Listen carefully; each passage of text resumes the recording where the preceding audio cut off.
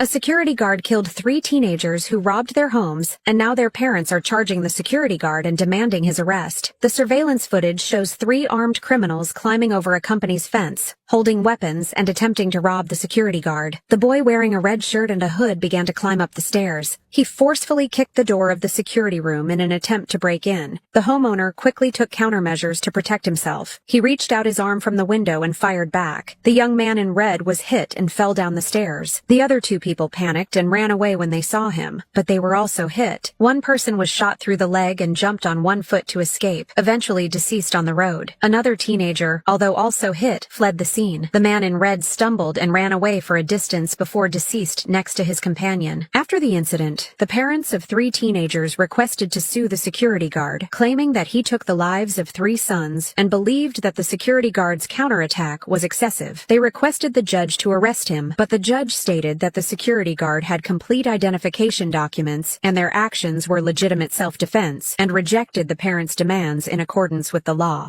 This is footage accidentally captured by a photography enthusiast, but everyone who's seen it says the same thing. It's the creepiest, most unsettling video of the year. That night, he took his drone deep into a remote mountain range just to test out the thermal imaging mode. At first, everything looked normal until he turned his camera toward a cliff. There he saw 9 clear human figures standing in a circle at 3:30 in the morning as if performing some kind of ritual. He zoomed in and realized one of them was dragging a long, human-shaped bag away. When he looked again, there were only 8 people left. Where did the 9th one go? Was that body bag what he thought it was? He kept filming and soon noticed an old cabin not far from the cliff. Through the thermal lens, someone was inside, someone he recognized from that circle. Then suddenly, 2 more figures appeared in frame. One was running, the other chasing. They disappeared into the trees, and the screen went completely still. The video ends there. Just the sound of wind, darkness, and that lonely mountain. If you see this blue bus anywhere in public, whatever you do, stay far away.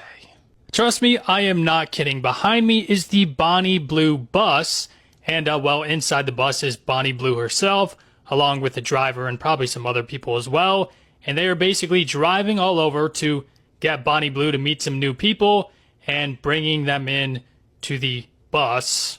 Now, I'm not going to go into too many details, but you could probably guess exactly as to what happens in the Bonnie Blue bus, and I can tell you 100% sure that you do not want to be a part of this at all. The fact that she is touring all over in this blue bus and doing what she is doing. No one realized that less than 24 hours after Diamond Queen was assaulted by 2 men at Wendy Shay's concert, Wendy took 3 chilling actions that made the 2 men pay dearly for their deeds. During Wendy's concert, the 2 men harassed Diamond Queen without reason. Despite her repeated expressions of disgust, they forcibly grabbed and pulled her, ignoring her resistance. This abhorrent behavior sparked widespread outrage among the audience. As the event organizer, Wendy refused to stay silent and immediately took action to fight back against the 2 men. First, Wendy publicly released witness testimonies to confirm the assault. She collected and shared footage filmed by multiple on-site attendees, which clearly documented the entire process from the 2 men approaching and pestering Diamond Queen to physically assaulting her. This completely shattered any possibility of claiming consensual interaction and instantly ignited a wave of public condemnation against the perpetrators online. Second, Wendy hired a legal team to sue the 2 men for malicious harassment. They face a minimum of 6 months in prison and are required to pay Diamond Queen $50,000 in compensation for emotional damages. Finally, Wendy called on all her fans to boycott the 2 men's reckless behavior and demanded that all events associated with her add the 2 men to a blacklist, aiming to prevent similar violent incidents from occurring. This young woman suffered an assault that's hard to believe. Her ex-boyfriend bit off her lower lip.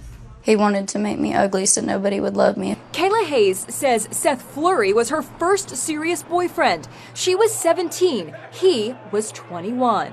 He made me believe that he loved me. But Kayla says he became too controlling. Every time she tried to break up with him, he showered her with cards begging forgiveness. This one says, "I love you, baby." I believed him 100%. Finally, after 11 months of dating, Kayla broke up with Seth for good. Kayla agreed to meet Seth one last time to return some personal items. She was in her car when he suddenly leaned in to kiss her, but it was no gentle farewell kiss goodbye. He got about right here and he tried to kiss me. And I leaned back against the seat and he just latched onto me. He bit down on her lip with a ferocity that left her stunned. Putin divulga la foto más polémica del año y el gobierno tiembla. La imagen se filtró desde Moscú como un misil. Putin cumplió su amenaza. Mostró al presidente de EEUU en una escena íntima y humillante frente a Bill Clinton. No hubo explicación, no hizo falta. La imagen hablaba por sí sola. Alta definición, sin edición, con metadatos intactos, es real y el escándalo ya es global. En segundos las redes explotaron. El hashtag renuncia ya se volvió tendencia mundial. Políticos, celebridades, ciudadanos, todos exigen lo mismo. Renuncia inmediata. La Casa Blanca lo llamó montaje, pero expertos confirmaron su autenticidad. El presidente está en silencio, aislado, acorralado, y el pueblo indignado. Fuentes cercanas aseguran que hay más archivos. La imagen sería solo el inicio. Se habla de un video y de documentos aún más comprometedores. Putin ya hizo su jugada y el liderazgo estadounidense pende de un hilo. ¿Tú qué opinas? ¿La imagen es real? ¿Debe renunciar? Comenta y comparte esta bomba.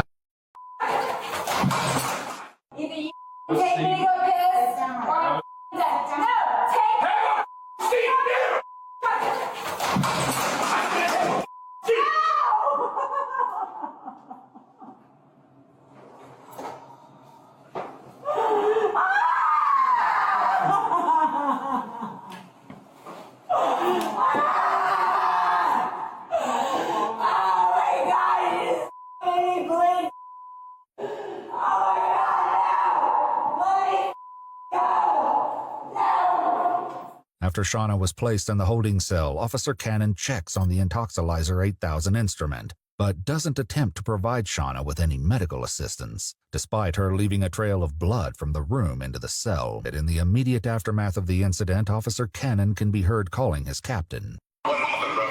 She jumped up and went to charge out of the room, so I went to place her down, and she went to try to charge out of the room. I went to grab her, and she pulled away, and when I did, I tried to put her in a chair, and she out the chair and smacked her head on the glass. Following the call, Officer Cannon also discusses the event with Officer Edmonds. She's dragging blood everywhere.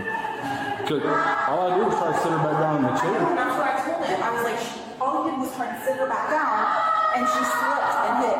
Yeah, she was trying to run out of the room. Yeah. So I went to grab her, and I didn't slam her. I didn't do anything. Was she pushing against you? Yeah. See, I didn't see that part.